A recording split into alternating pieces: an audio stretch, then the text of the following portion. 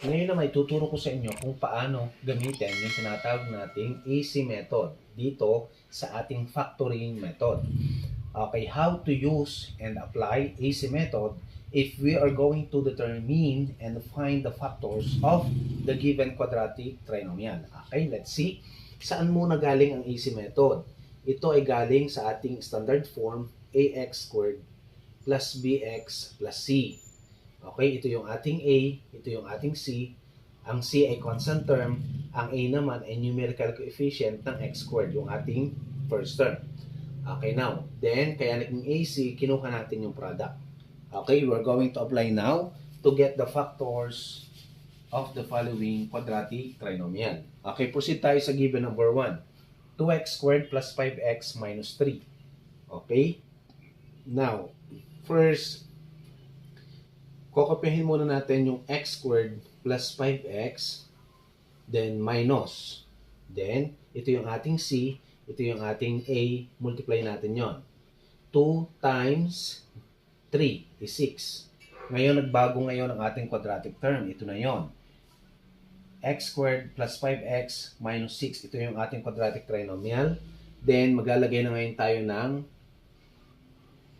parenthesis or quantity para makuha natin ang factors. Okay, bakit tayo naglagay ng x? Kasi ang ating variable dito ay x. Okay, now, paano natin makuha ang ilalagay natin dito? Dito tayo titingin sa ating negative 6 na constant. Negative 6, kukunin natin yung dalawang factors o dalawang number na kapag minultiply ay negative 6. Okay, ano ang factors ng 6? 3, 2, 3, 2, ang isa ay nasa negative 3, ang isa ay nasa negative 2. Then 6, 1, 6, 1, ang isa ay nasa negative 6, ang isa ay nasa negative 1. Then i-add natin yon kasi kailangan kunin natin yung ating middle numerical coefficient, middle term which is positive 5 or plus 5. Okay, i-add ngayon natin to. Okay, negative 3 plus 2 is negative 1, 3 minus 2 is 1, negative 6 plus 1 is negative 5, 6 minus 1 is 5. So meaning na dito ang ating positive 5. Kaya ang factors natin ay positive 6 and negative 1. Okay? Now, ito yung ating nakuhang result ng factors pero hindi pa ito yung sagot. Why? Kasi ito yung ating original quadratic term. Tinanggal natin kanina ang 2. Ngayon, ibalik naman natin ang 2 by dividing both sides. Kung ano yung value ng ating numerical, dun mo siya i-divide. X plus 6 divided by 2 is 3. Then, ito naman, since ang kinukuha natin ay factors, i-multiply pa natin ton. Pero kung ang kinukuha natin ay roots, i-equate na lang natin sa 0.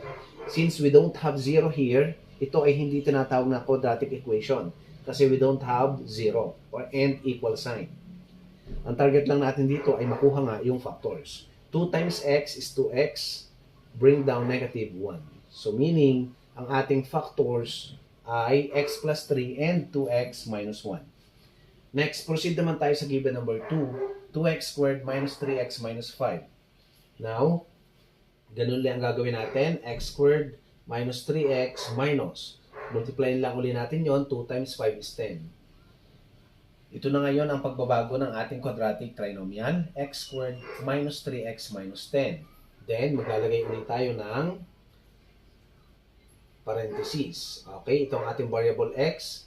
Para makuha natin ang factors nito, natatama dito, tingnan natin uli ang ating constant term, negative 10. Ano yung dalawang number na kapag binultiply natin, negative 10? 5, 2. Okay, since negative yon, dalawang beses natin ilalagay ito.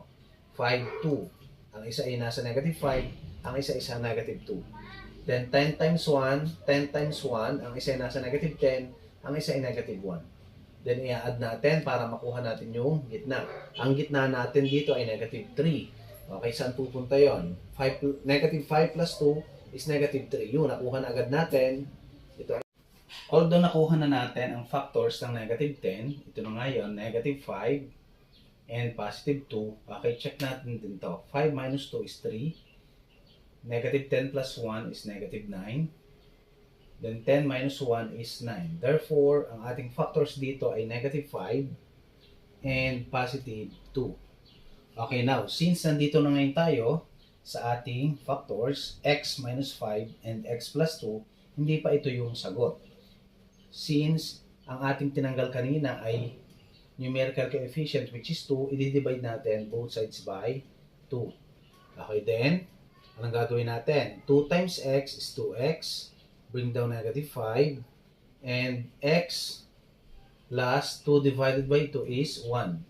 Okay, ito na yung ating sagot. Ito na yung factors na kinukuha natin. Kasi ang kinukuha natin ay factors nito. Kaya ito yung sagot. Okay, 2x minus 5 and the quantity of x plus 1.